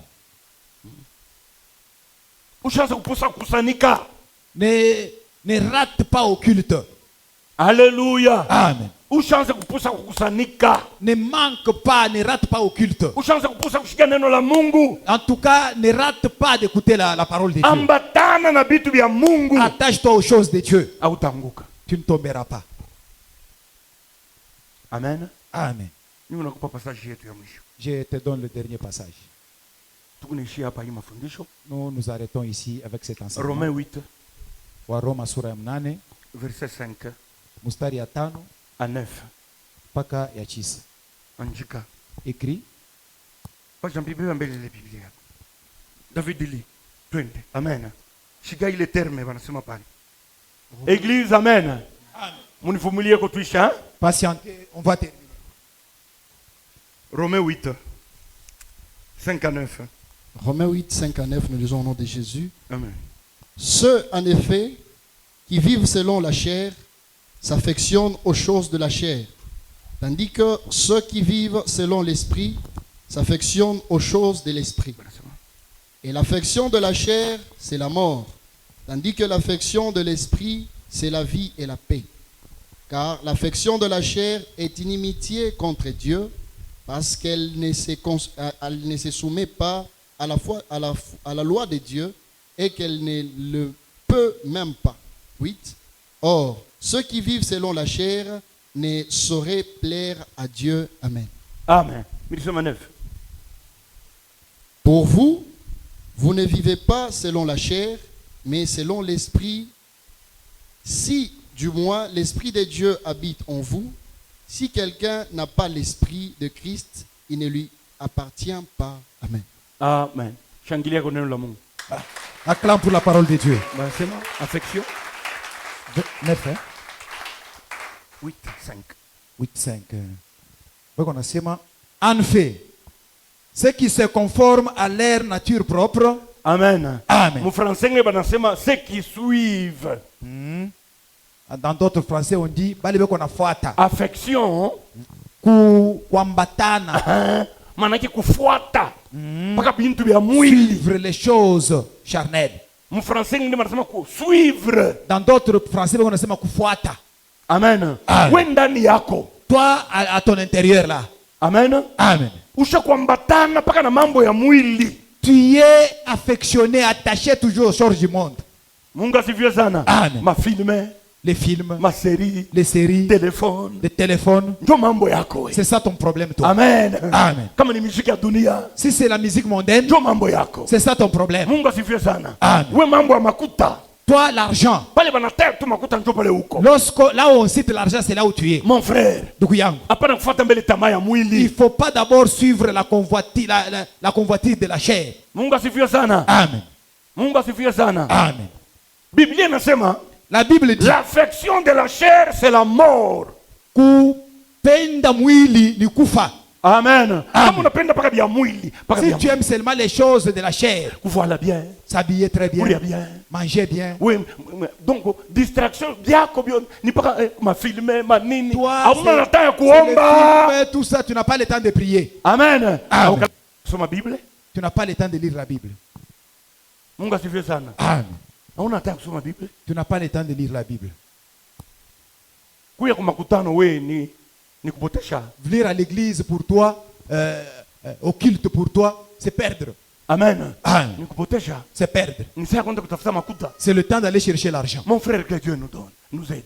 Mpendo Mungu atusaidie. Kama tunaweka akili yetu yote paka kubintu bya mwili, paka mkutafuta makuta, Biblia inasema c'est la mort. Si nous plaçons toute notre intelligence toujours à la recherche de l'argent, toujours à la recherche des choses de ce monde, la Bible dit que c'est la mort. Tu viens à l'église occasionnellement. Huku nakuya kukanisa kwa wakati. Amen. Amen. Mungu asifiwe sana. Amen. Bien aimé. Mekubia mwili unambatana navyo sana. Mais aux choses du monde, tu y es attaché, affectionné. Kama ni kutafuta makuta, là tu es présent. Si c'est pour chercher l'argent, là tu es permanent. Distraction inako. Il n'y a pas de distraction. Mais venir à l'église. Sasa kwa kukanisa, Amen. Amen. Prier, kuomba, lire la Bible, kusoma Biblia, méditer la Bible. kuchunguza Biblia. Mungu asifiwe sana. Amen. Hauna na ile temps. Toi tu n'as pas ce temps-là. Yu asema C'est que imani yako ta foi ikunenda kufa pole pole. est en train de mourir petit à petit. À Ukunenda petit kulala feu. bushingishi mwali ya kiro Tu pole es en pole. train de t'assoupir sur le plan spirituel. Biblia inasema waje l'affection de la chair c'est la mort. Ah, la Bible dit kupenda mwili sana ni mauti. Amen. Amen. Mais l'affection aux choses de l'esprit. c'est Sasa la- kupenda bintu vya kiro ni bujima. Ni bujima. Huku ngambo gani? Tu es de quel côté? Tuko na makategoria bantu mbili mukanisa. Nous avons deux catégories de gens dans l'église. Amen. Amen. Deux groupes. Mabingunji bide. Bale banambatana sana na mambo ya mwili Ceux qui sont attachés aux choses de la chair na bale banambatana na kubitu vya et kiroho. ceux qui sont attachés aux choses spirituelles. On ne refuse pas. Atukatali. Wende mkaji, Va au travail. travail, Tumika kaji, cherche l'argent. tafuta franga.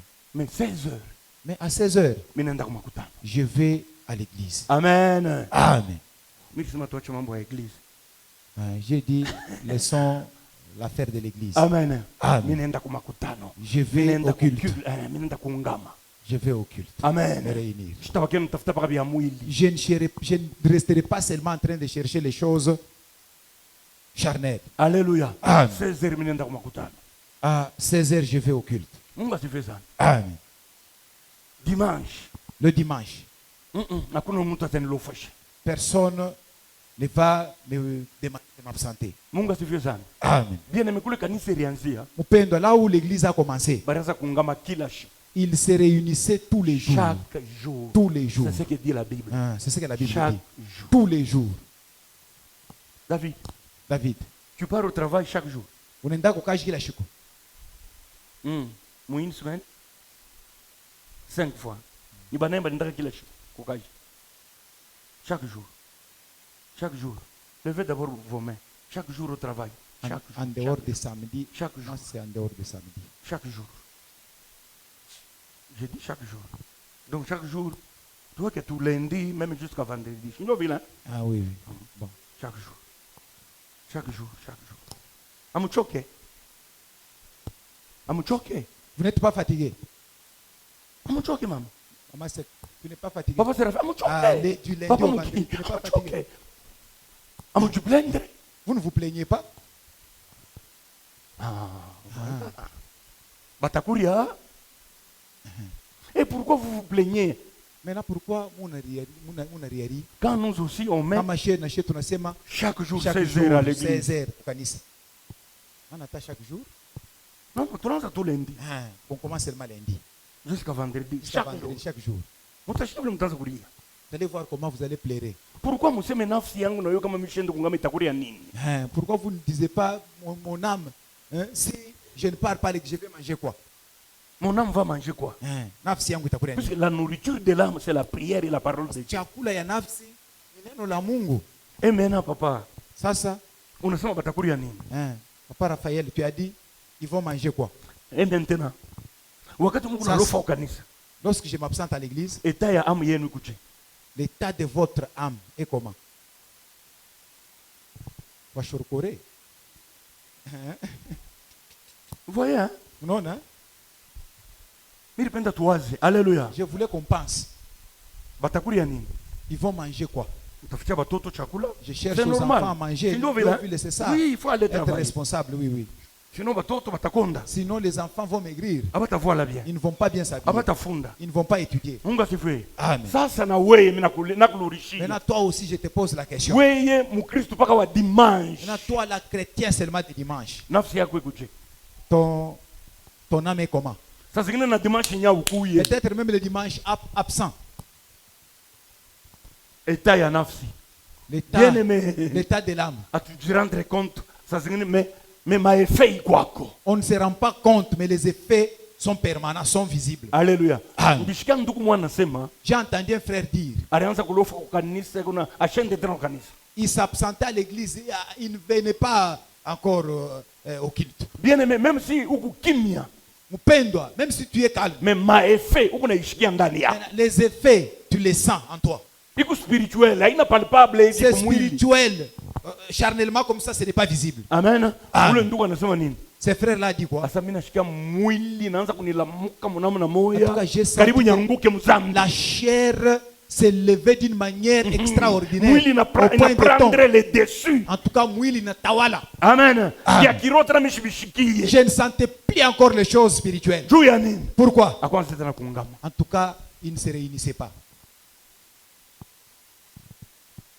Amen. Amen. Njoo kwa maana mimi nakwambia sema C'est pourquoi je t'ai dit, utashika maefe ndani. tu vas sentir les effets à l'intérieur. Amen. Amen. Bia Mungu utakutana na bioamu. Tu n'auras pas besoin encore de choses, hein, de Dieu. Mungu akusaidie. Que Dieu t'aide. Ukue kuna temps Que tu aies le temps ya kuungama. de te réunir. Priez même à la maison, même à ta 20 minutes. Alléluia. Kunyumba, t'as même 20 minutes. Kusoma ko tu Biblia, kusoma ko. Lire la Bible. Tantini unaenda na Biblia mkaji. Tantine, tu vas au travail avec la Bible. Hapana. Amkalaka tana kataka mwaka loko kwa kupumzika. Vous n'aviez pas même un temps de repos. 30 minutes. Mwile 30 unasoma kwa ta passage moja. Dans ces 30 minutes-là, tu lis le même passage. Alléluia. Amen. Unasoma mu telefone, uanze kusoma. Amen. Amen. Tunaelewana taifa ya Mungu? Est-ce qu'on comprend, l'église? Atuende kukataria kwenda mkazi. On ne peut pas te refuser d'aller au travail. Il faut travailler. Kutumika. Même la Bible nous recommande de travailler. Même la Bible, nata Biblia inatulomba tutumike. Alléluia. Amen. Avant ya kwenda mkazi usubuhi, la mukakombako. Avant d'aller au travail le matin, réveille-toi et prie. Amen. Amen. Mkazi mule kama unataka kusoma ko Biblia, soma. Au travail là où tu es, si tu as le temps de lire la Bible, lis. Hata passage moja. Itakusaidia paka. Même un passage, ça va t'aider. Mungu asifiwe sana. Amen. Kama kazi ni shaka 16 heures. Si ton travail s'arrête à 16 heures, Kimbia kwa makutano. fouille, cours et viens vite à l'église. Église, amen. Amen. Alléluia. Amen. Kazi unatoka mkazi 16 heures. Tu quittes au travail à 16 heures. Fais le tout, viens à l'église. Fanya chochote kwa kukanisa. Hata unafika 16h30. Même si tu viens à 16h30. Hata unafika Même si 17h. tu viens à 17h. Haina problème.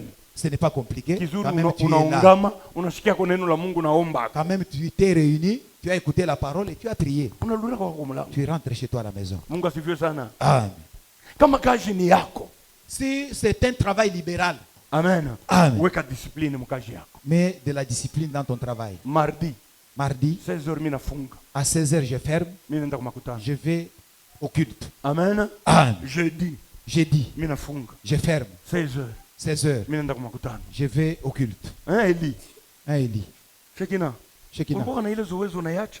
Tu avais cette habitude-là, c'est parti. Kwa mazoezi mengine ya mzuri ila Il y a- tupashi kuacha. Il y a de bonnes habitudes qu'on ne doit pas abandonner. Unaona ile utu unatufanya hili. Tu vois Vile. ce qui nous fait, c'est quoi? Kupenda kupata à la quête En tout de cas, vouloir à la toujours quête, obtenir, kutafuta maximiser, kutafuta- maximiser. Kutafuta paka Tu kufiye. vas maximiser financièrement, matériellement, mais spirituellement. Matériellement, utapata sana. Mais mwali ya kiroho, Unashuka. unashuka. Nitafute mwali ya mwili, Que je cherche charnellement, saa ya bia Mungu, au moment des Mais- choses de Dieu, je vais aussi. pale utaona. Là, tu vas voir que Équilibre le itakuya. tout va aller dans le bon sens. Ça sera- Amen. il y aura un équilibre. Shekina lurisha ile zoezo yako. Chaque Shekinah revient à tes bonnes habitudes. Amen. Amen. Lurisha hiyo. Revient aux bonnes habitudes. Mungu asifiwe sana. Amen. Niko naona ndugu Tibo Je vois frère Thibault, anatoka mkazi mudwani mbio il quitte la douane rapidement, hata 17h. même à 17h. Eko naingia makutano. Il entre ici au culte. Bien aimé, Mupendo, kama tukebe yange na mwe, si nous ne faisons pas attention avec vous, tutapoa muimani. nous allons nous affaiblir, nous allons diminuer, faire naufrage. Amen. Amen. Tutapoa, Nous allons flétrir. utapoa Nous allons, eme, utapoa muimani. nous allons flétrir. Yesu kunaluria hivi. Jésus revient comme ça. Si mnajua parabole ya ba 10 vierges. Vous connaissez la parabole des 10 vierges, il y a Babikira Kumi. Amen. Amen. Bote babikira. Elles toutes étaient vierges. Alléluia. Amen. Batano ba akiri, 5 sages batano ba bumbafu. et 5 insensés. Bumbafu wabo njuu ya nini? Elles étaient insensées, pourquoi? Abakuchunge mafuta, Elles abakubebe n'ont pas mafuta. gardé de l'huile dans leurs lampes. Amen. Amen. Chunga mafuta. Garde l'huile. Chunga imani. Garde la foi. Hata Yesu anakawia kuluria. Même si Jésus tarde à venir, Akukute na imani. qu'elle te trouve avec la foi. Sois sage. Kwa na akili. Mais nasema Kwa na hekima sois équilibre les choses. kiyeye vyote vipatani. Sois sage. Alléluia. Amen. Pana kubakia paka de pour kunjama sang kuku paka na salula. Il faut De pas, pour kunjama, hein, hein, Daniel. depuis que tu étais là en train de gratter, Amen. hein, en train de fouiner, Papa Isaiah. Papa Isaiah. Équilibrons les choses. hein, tu équilibrer vyote vikwa mu niveau moya. Mungu asifiwe sana. Amen. Kwa bule Sinon, takausha kupoa muimani Yesu il analuria. sera là déjà hein, par terre dans la foi, Jésus revient. Kama unaangalia leo bantu bapende tena kusanika. Si vous regardez aujourd'hui, beaucoup de gens ne veulent pas se réunir. Bantu bangi basha kupoa Beaucoup de muimani. gens ont déjà fané. dans la Alléluia. foi. Amen. Balinyambia ku kanisa moyo umu mwetu. Kanisa tu ya munene abongamake tena masimeni. On m'a dit encore, toujours ici chez nous, une grande église, ils ne se réunissent pas pendant la semaine. Pasteur ndio kunasema. C'est le pasteur qui parle. Amen. Amen. Banaanza kungama mpaka saa shi mardi na jeudi Il se réunissait comme nous, jeudi et mardi et jeudi na dimanche. et dimanche. Pasteur anasema Le pasteur a dit, mais non, bantu baungame tena na Les- mimi les- na mimi na mimi nitamia mudwani. les gens ne se réunissent pas. Moi aussi, je vais aller maintenant à la douane. Nitaanza kwa mpaka dimanche. Je vais commencer à venir seulement dimanche. Ile kanisa inakufa. Cette église-là est par terre. Mutashika na dimanche abakuye. En tout cas, même le dimanche sera aussi affecté. Abaungame tena. Ils ne se réunissent pas.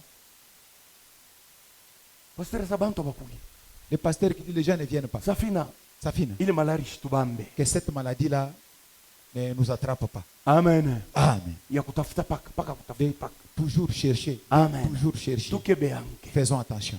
Hatuna paka na mwili. Nous n'avons pas seulement la chair. Tuko na nafsi na yote. Nous avons aussi l'âme. Nous devons la nourrir. Papa shisha Mungu wangu akubariki. Papa cherche que mon Dieu te bénisse.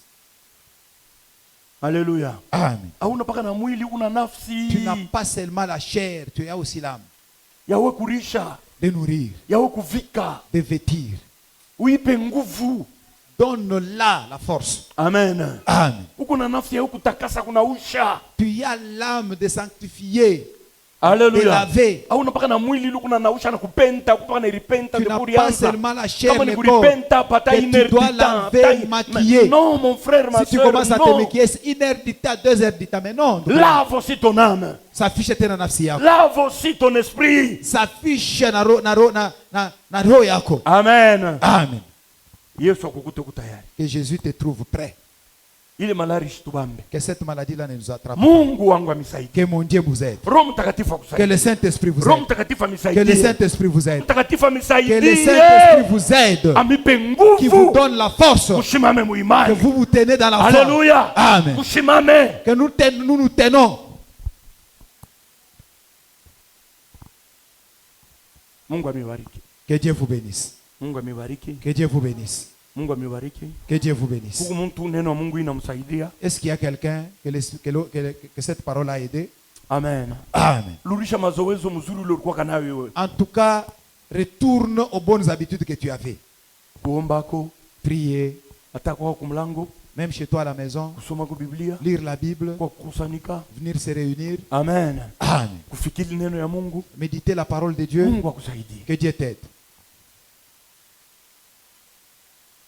Ninamaliza J'ai terminé ni mafundisho avec cet enseignement. naimaliza. J'ai terminé.